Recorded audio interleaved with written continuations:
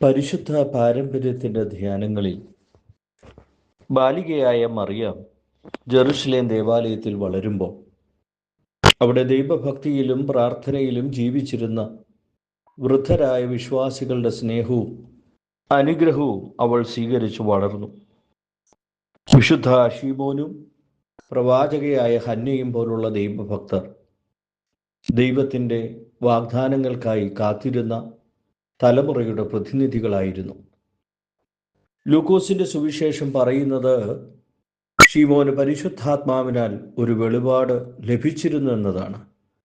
കർത്താവായ ക്രിസ്തുവിനെ കാണുന്നതിന് മുമ്പ് അവൻ മരണം കാണുകയില്ല. വിശുദ്ധ ലൂക്കോസിന്റെ സുവിശേഷം 2-ാം അധ്യായം 26-ാം വാക്യം.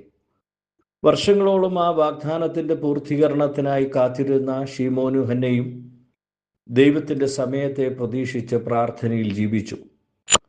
സഭാപിതാക്കന്മാർ പറയുന്നത് പോലെ പഴയ നിയമത്തിൻ്റെ പ്രതീക്ഷയും പുതിയ നിയമത്തിൻ്റെ പൂർത്തീകരണവും തമ്മിൽ പാലമായി നിന്നവരാണ് അവർ. കാലം പൂർത്തിയായപ്പോൾ പരിശുദ്ധ കന്യകമറിയാം ദൈവപുത്രനെ പ്രസവിച്ചു. ന്യായപ്രമാണ പ്രകാരം ശിശുവിനെ ദേവാലയത്തിൽ കാഴ്ചയർപ്പിക്കുവാൻ മറിയവും യോസഫും യെരുശലേം ദേവാലയത്തിലേക്ക് വരുന്നു. എന്നാൽ അത് ഒരു സാധാരണ ആചരണ നിർവഹണം മാത്രമായിരുന്നില്ല. ദൈവം വർഷങ്ങൾക്ക് മുമ്പ് ശീമോന് നൽകിയ വാഗ്ദാനത്തിന്റെ പൂർത്തീകരണ നിമിഷമായിരുന്നു അത്. പരിശുദ്ധ ശീമോൻ ശിശുവായ ക്രിസ്തുവിനെ തൻ്റെ കൈകളിൽ എടുത്തപ്പോൾ ഇപ്രകാരം പാടുന്നു: ഇപ്പോൾ നിന്റെ ദാസനെ സമാധാനത്തോടെ വിടുവിക്കണമേ. കർത്താവേ, എൻ്റെ കണ്ണുകൾ നിന്റെ രക്ഷയെ കണ്ടിരിക്കുന്നു. ലൂക്കോസിന്റെ സുവിശേഷം 2-ാം അധ്യായം 29-30 വാക്യങ്ങൾ. ആ നിമിഷത്തിൽ പഴയ നിയമത്തിന്റെ കാത്തിരിപ്പുകൾ അവസാനിക്കുകയും രക്ഷലോകത്തിന് വെളിപ്പെടുകയും ചെയ്തു. പ്രവാചകയായ ഹന്നായും ദൈവത്തെ സ്തുതിച്ചുകൊണ്ട് യെരുശലേമിന്റെ വീണ്ടെടുപ്പിനായി കാത്തിരിക്കുന്നവരോടൊക്കെയും ആ ശിശുവിനെക്കുറിച്ച് സംസാരിക്കുവാൻ തുടങ്ങി. ഇവിടെ നമുക്കൊരു വലിയ ആത്മീക പാഠമുണ്ട്. മറിയം ഒരിക്കലും സ്വയം കേന്ദ്രമാക്കിയില്ല. അവൾ ദൈവത്തിന്റെ പദ്ധതിയെ മാനിച്ചു. ദൈവഭക്തരായ മുതിർന്നവരെ ആദരിച്ചു. അവരുടെ പ്രതീക്ഷയും വിശ്വാസവും നിറവേറ്റുവാൻ ദൈവം അനുവദിച്ച നിമിഷത്തിൽ അവൾ പങ്കാളിയായി.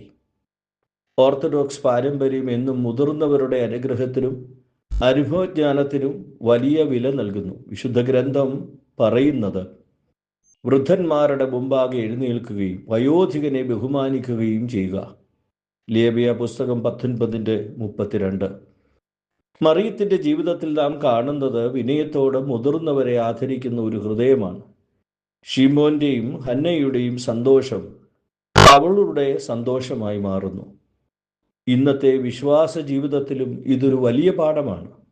നമ്മുടെ മാതാപിതാക്കളോടും ഗുരുജനങ്ങളോടും ആത്മീക പിതാക്കന്മാരോടും മുതിർന്നവരോടും നാം നൽകുന്ന വാക്കുകൾ വിശ്വസ്തയോടെ പാലിക്കേണ്ടവയാണ്. അവരുടെ അനുഗ്രഹവും പ്രാർത്ഥനയും ജീവിതയാത്രയിൽ അമൂല്യമായ നിധികളാണ്.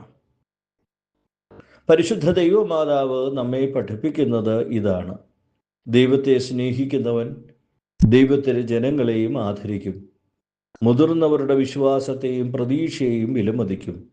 ശീമോന്റെയും ഹന്നയുടെയും മുമ്പിൽ ശിശുവായ ക്രിസ്തുവിനെ കൊണ്ടുവന്ന മറിയം വിശ്വാസത്തിൻ്റെ പാരമ്പര്യത്തെ ബഹുമാനിച്ചവളായി സഭയുടെ മുമ്പിൽ ഇന്നും നിലകൊള്ളുന്നു.